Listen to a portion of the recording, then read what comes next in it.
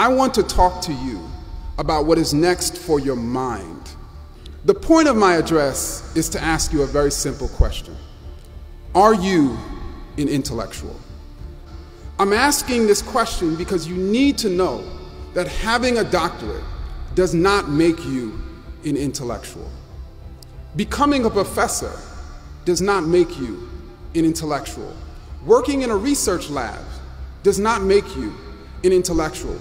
Just like there are MDs who are not healers, just like there are reverends who are not about God.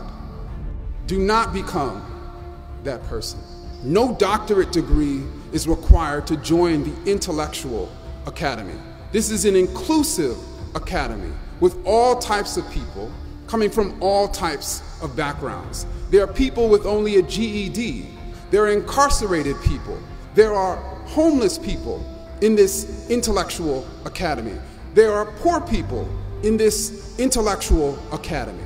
So when I say intellectual, I'm not referring to someone who knows a wealth of information. All of you, I'm sure, know a lot. I do not measure a person's intellect based on how much a person knows. How much you know has no bearing on how much you are an intellectual. I define, and many others define, an intellectual as someone with a tremendous desire to know. Intellectuals have a tremendous capacity to change their minds on matters, to self-reflect, to self-critique. Intellectuals are only governed by one special interest, and that special interest is rarely self-serving. And that special interest is finding and revealing the truth. How many of you have a tremendous desire to know?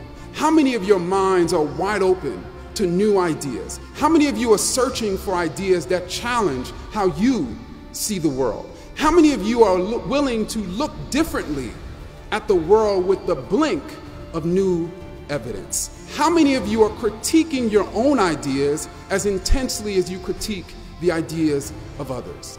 Intellectuals are a nomadic people, constantly changing their conceptual location, constantly in search of a better conceptual space.